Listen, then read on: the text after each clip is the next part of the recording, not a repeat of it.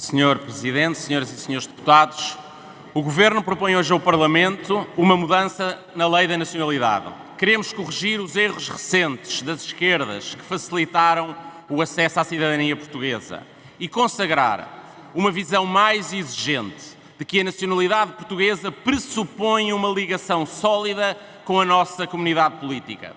Ser cidadão é o título de pertença ao povo português, de quem goza da mais elevada e universal proteção do nosso Estado e tem o mais amplo leque de direitos e deveres, incluindo os de eleger e ser eleito, isto é, de participar no governo próprio do nosso país. O acesso e a titularidade da cidadania portuguesa não podem ser facilitados, não podem ser comerciados. A nacionalidade não pode ser transação nem transição para obter um passaporte e logo se mudar para outros países europeus. A nacionalidade é o culminar de um processo de integração, não é um instrumento ou pressuposto da integração. Senhora Presidente, senhoras e senhores deputados, na anterior governação socialista romperam-se consensos na nacionalidade e enfraqueceu-se a ligação exigida à comunidade nacional. E isso teve consequências. Disparou o número de pedidos de nacionalidade, mas não o dos filhos de pais portugueses. Vejam, em 2015 entraram 194 mil pedidos de nacionalidade, quase todos, 164 mil, de filhos de portugueses.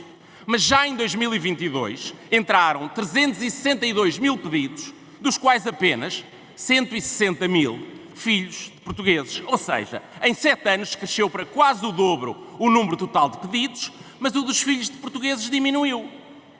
No ano passado, o número de pedidos de naturalização de estrangeiros, com base em residência, aumentou 5 vezes face a 2015 e triplicou face a 2021. Temos neste momento 512 mil pedidos de nacionalidade pendentes, dos quais só 15% são de nacionalidade originária portuguesa e todos eles nascidos no estrangeiro. Ou seja, cresceram, e mesmo muito, os pedidos de nacionalidade, especialmente por naturalização. E esse aumento seria bastante maior se agora não apertássemos as regras da nacionalidade, visto que nos últimos 7 anos o número de estrangeiros residentes quadruplicou, aumentando em 1 milhão. Naturalmente que o número de potenciais elegíveis aumentaria muito mais se nós não apertássemos as regras.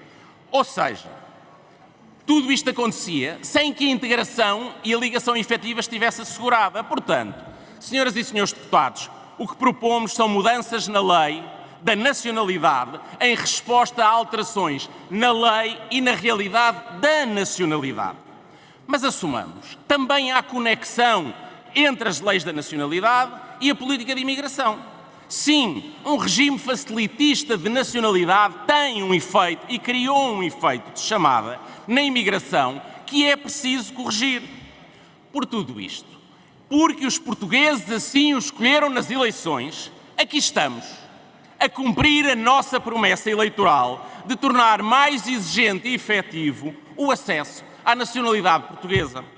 E sim, estamos a exercer o direito de cada povo a definir quem pertence à sua comunidade política, quais é que são as condições para aceder e mesmo, como prevê a Constituição, quais é que são os casos de privação de cidadania, desde que não sejam motivos políticos, diz a Constituição, nem razões arbitrárias, como diz a Convenção Europeia.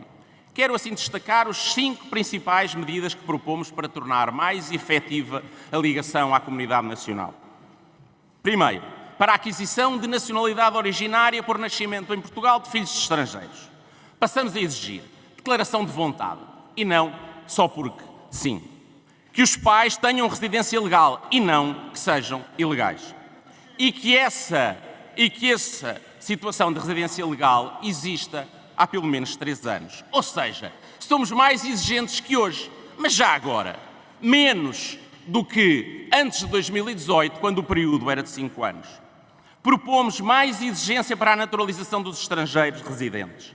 Alargamos o prazo, diferenciando 7 anos para os nacionais de CPLP e 10 para os demais. Esta diferenciação já vigorou na lei e sob a Constituição portuguesa. e o prazo de 10 anos existe em vários Estados europeus e está previsto na Convenção Europeia de Nacionalidade. Reforçamos outros requisitos de ligação efetiva, como o conhecimento de Estado de língua e de cultura portuguesa e da organização política e dos valores democráticos do país. Exigimos uma declaração de adesão aos valores essenciais da nossa Constituição e mais exigência em termos de segurança e de rejeição de condenações graves. Na aquisição de nacionalidade por ascendência portuguesa, garantimos à nossa diáspora o acesso até aos bisnetos, com ligação efetiva, mas limitamos para trás e sem ligação efetiva. Eliminamos a aquisição por ascendência judaica sefardita, que foi um regime importante, mas fez o seu caminho e cumpriu o seu propósito de reparação histórica. E, finalmente, estabelecemos um mecanismo de perda de nacionalidade dentro dos limites da Constituição e da Convenção Europeia. É uma sanção acessória, decretada por um juiz penal, caso a caso, em função de um juízo concreto de proporcionalidade e não de modo automático, aplicado apenas a crimes mesmo graves contra pessoas e o Estado, com pena de prisão efetiva superior a 5 anos. A quem tenha dupla nacionalidade por naturalização para evitar a apatridia. E vigora nos primeiros 10 anos após a naturalização, alinhando com o mecanismo que já existe de consolidação que permite a perda de nacionalidade nos primeiros 10 anos. Tudo são normas equilibradas, exigentes, constitucionais. Corrigem o facilitismo e o retrocesso dos últimos anos e, sobretudo, asseguram que a nacionalidade portuguesa é mesmo o que deve ser, um vínculo de ligação sólida e efetiva ao país e à comunidade, por Portugal e pelos portugueses.